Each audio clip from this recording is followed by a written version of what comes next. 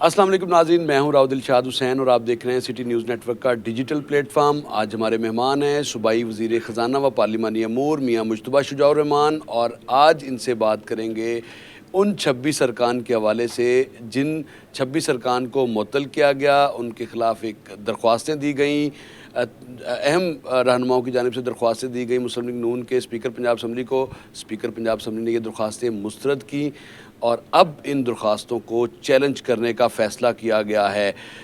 صوبائی اسمبلی کے رکن اسمبلی ہیں افتخار حسین چچڑ، ملک احمد سعید اور امجد علی جاوید، جو اسپیکر پنجاب اسمبلی کی رولنگ ہے اس کو چیلنج کرنے جا رہے ہیں۔ کیا یہ چیلنج ہو سکتی ہے؟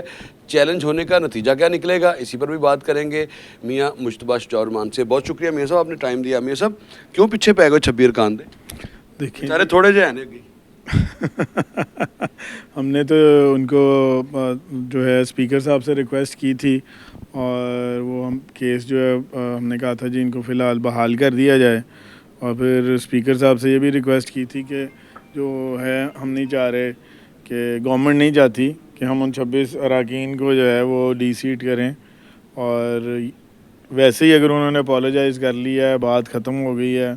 معافی مانگی تھی باقاعدہ؟ جی بیٹھ کے بالکل بڑے اچھے طریقے سے ساری گفتگو ہوئی اسپیکر صاحب کی۔ تحریری بھی بات ہوئی؟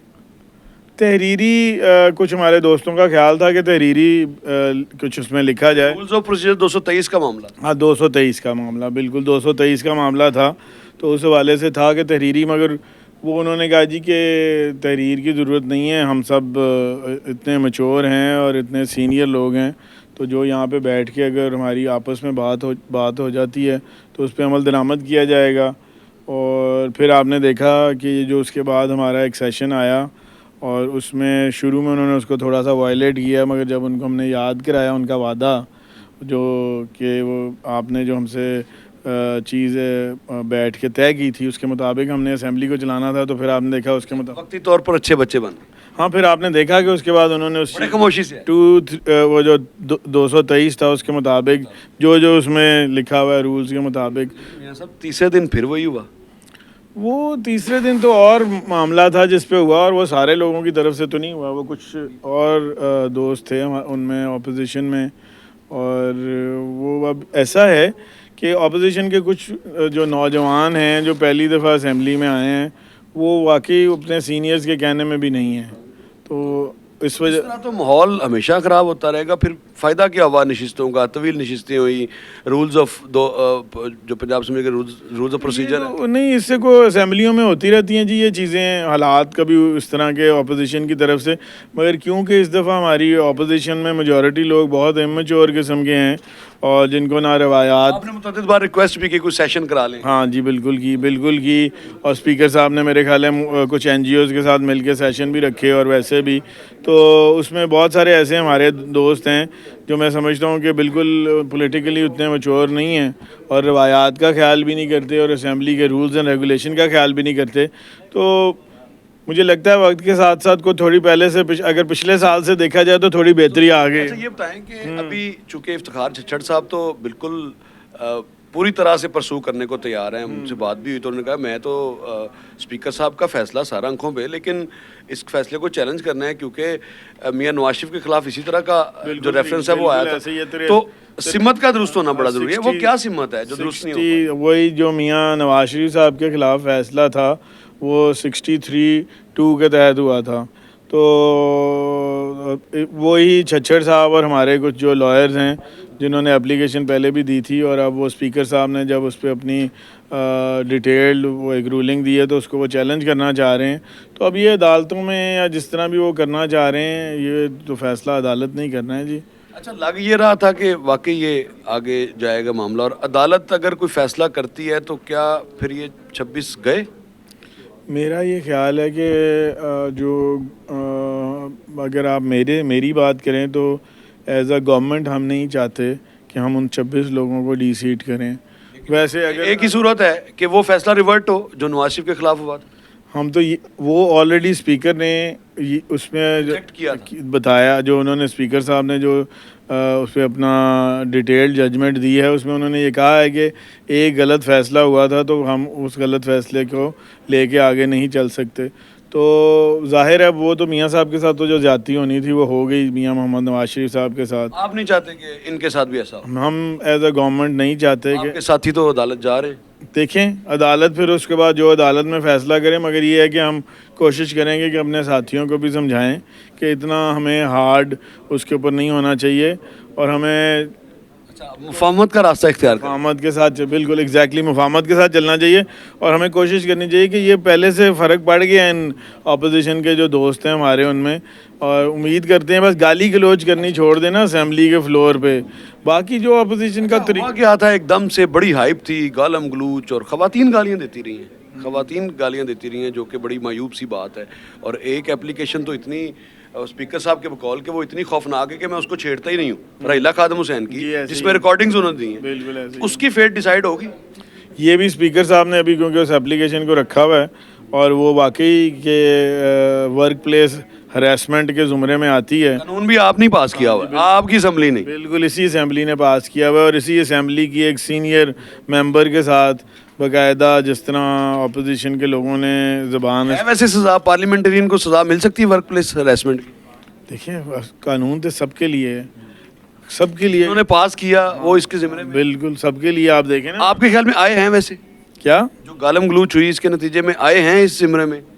آئے گا مطلب کہ وہ اس کی پاداش میں آتے ہیں ویسے جو انہوں نے کیا، جو ریکارڈنگز دی گئی ہیں؟ آپ اس بات سے متفق ہیں کہ ورک پلیس ہراسمنٹ ہوئی ہے؟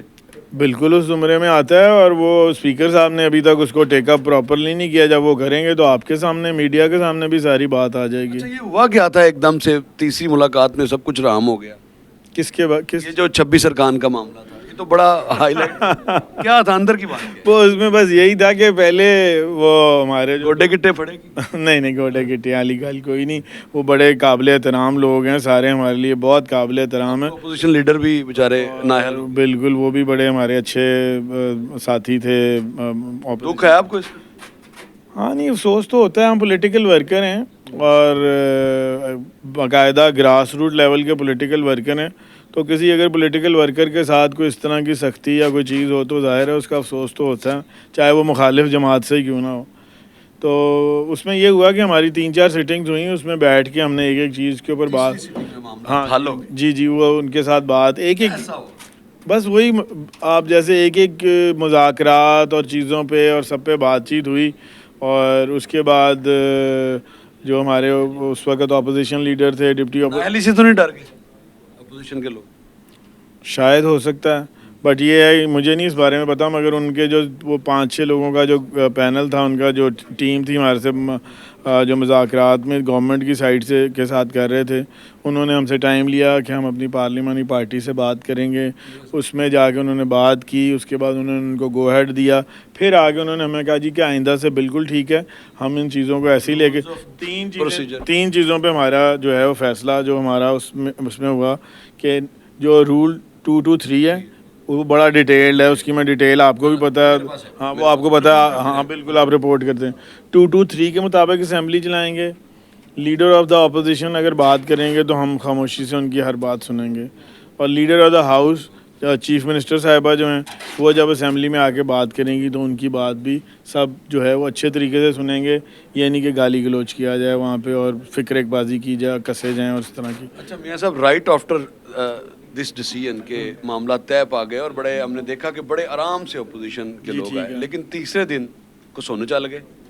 یہ کیا ہوا؟ وہ وقتی طور پہ بالکل قریب وہ وقتی طور پہ ہی ان کا اس طرح کا معاملہ بن گیا، اور اس میں سمجھتا ہوں کہ ویسے بہت کم ہوتا ہے، تھپڑ وغیرہ بہت کم ہوتا ہے. ہاں بازی چلتی. جی وہی میں نے کہا نا. وہ اب اس میں اب حسان ریاض صاحب کیونکہ ایک سینئر بندے تھے پہلے اسمبلی تیسری دفعہ، انہوں نے اپنی جگہ نہیں چھوڑی، اپنی جگہ پہ رہے. اور وہ جو اپوزیشن سے نوجوان تھے وہ ویسے بھی ڈوگر صاحب، وہ ہر پچھلی بھی جتنی ہم ایکٹیویٹیز دیکھتے ہیں اس میں ہر ایک میں وہ پیش ہوتے ہیں لڑائی جھگڑے میں آگے. تو وہ ڈوگر صاحب جو تھے وہ اپنی سیٹ سے آپ نے دیکھا کہ 4-5 لائنیں جی ہم آبزرو کر رہے ہیں، آپ دیکھ رہے ہوں گے جی. تو وہ آئے اور انہوں نے آ کے ان کے ساتھ لڑائی جھگڑا کیا، مگر اس جھگڑے کی بنیاد جو تھی وہ ان کو بھی سسپینشن ان کی معطل ہو, ان کی سسپینشن کنٹینیو رہے گی 15 سیٹنگز کی, یا شیخ امتیاز بھی اسی دن سسپینڈ کیا قائم مقام اسپیکر نے, تو یہ رہیں گے سسپینڈ یا ان کو بھی معافی مل جائے گی؟ میرے خیال ہے وہ اس میں درخواست انہوں نے دے دیا اسپیکر کو, وہ تو انہوں نے جو بھی دے دی سو دے دی, اسپیکر صاحب فیصلہ کریں گے.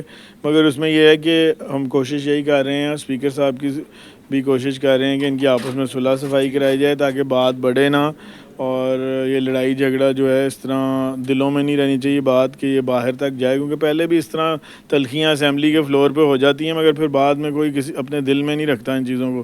تو ان کی صلح صفائی میرے خیال ہو جائے گی, اور مجھے لگتا ہے کہ اسپیکر صاحب جس طرح ہمیشہ مہربانی فرماتے ہیں اس دفعہ بھی فرمائیں گے. تو ہم نے ایک منفرد اسپیکر دیکھا ہے, 15 سیٹنگز کی ہو سکتا ہے ان کو سزا نہ ملے ذرا جلدی.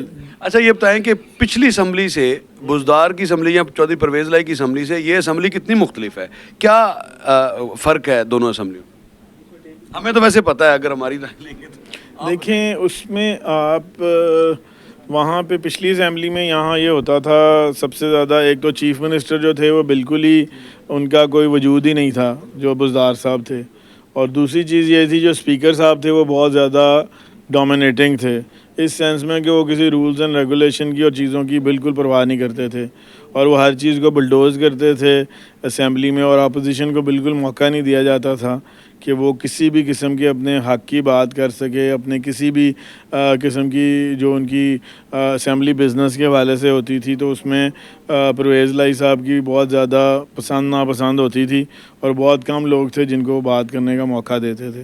پرویز لائی صاحب سے زیادہ محمد خان بھٹی صاحب ایک ہی بات کر لینا, وہ اکٹھے ہی تھے دونوں, جو بھی تھا اکٹھا ہی تھا. اور پھر اس کے بعد اپوزیشن جو ہماری, کیونکہ ہم لوگ اور جب اپوزیشن میں تھے تو ہم اتنا زیادہ گالی گلوچ اور اس چیز میں ہم نے اس طرح کی کوئی چیز نہیں کی.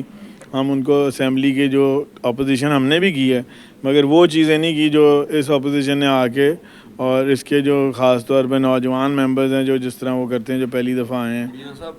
آئین کا بنیادی جز ہے 140 سے بلدیاتی الیکشن کرانا, آپ کی گورنمنٹ ابھی تک نہیں کرا سکی, کیا اس کی فیٹ ہے, کب ہونے ہیں, ہونے بھی ہیں یا نہیں ہونے؟ بلدیاتی نمائندے آپ کے لوگ آپ سے بھی یقیناً حلقے میں پوچھتے ہیں. دیکھیں جی بات یہ ہے کہ بلدیاتی الیکشن جو ہے اس کا ہمیشہ جو ہے وہ اگر آپ دیں تو بلدیاتی الیکشن کا اعزاز ہمیشہ پاکستان مسلم لیگ نون کو ہی ملا ہے, بے شک تاخیر جب بھی مسلم 2009 کے بعد 15 میں کروایا. جی جب آپ کہہ لیں جیسے بھی 6 سال کے انتظار. جیسے بھی کہہ لیں جب بھی مسلم لیگ نون کی گورنمنٹ ہوتی ہے آپ دیکھتے ہیں کہ یہاں پہ بلدیاتی الیکشن جو ہیں وہ ہوتے ہیں, آپ کو نظر آتے ہیں پنجاب میں.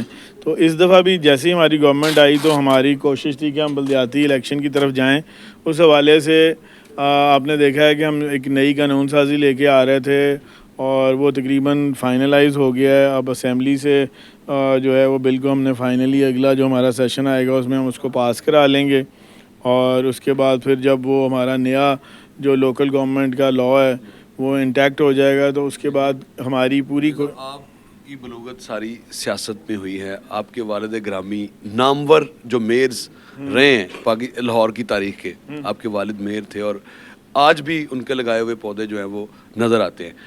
لاہور میئر کا عہدہ ہی ختم کر دیا آپ نے.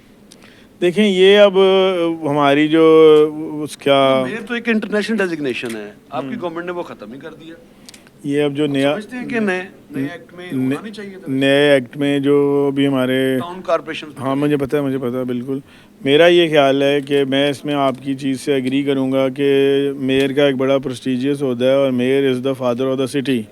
تو میئر کا عہدہ جو ہے اس کو ہونا چاہیے تھا, مگر کیونکہ میجورٹی جو ہمارے پارلیمنٹیرینز اور جو لوگ بیٹھ کے اس لاء کو فائنلائز کر رہے تھے انہوں نے اب جو یہ نیا لاء جو لے کے آئے ہیں اس میں دیکھتے ہیں کہ یہ جو نیا سسٹم لانا چاہ رہے ہیں میئر کے عہدے کے بغیر جو, تو وہ اس سسٹم کو کیسے گراس روٹ لیول پر یقیناً ٹاؤن کارپوریشنز ایک وہ ریٹ ہوگی ایڈمنسٹریٹو وائز ڈیلیور ہوگا, اس میں کوئی شک نہیں ہے. لیکن ایک شہر کا میئر خاص طور پہ لاہور کا میئر ایک تصویر ہوتی ہے پنجاب کی, وہ نہیں ہے. اس میں وہ کیسا بلدیاتی اس کو وہ یہی ہے نا کہ وہ بالکل گراس روٹ لیول تک تمام اختیارات لے جانا چاہ رہے ہیں تاکہ لوگوں کے مسئلے مسائل جو ہیں گراس روٹ لیول پہ حل ہوں.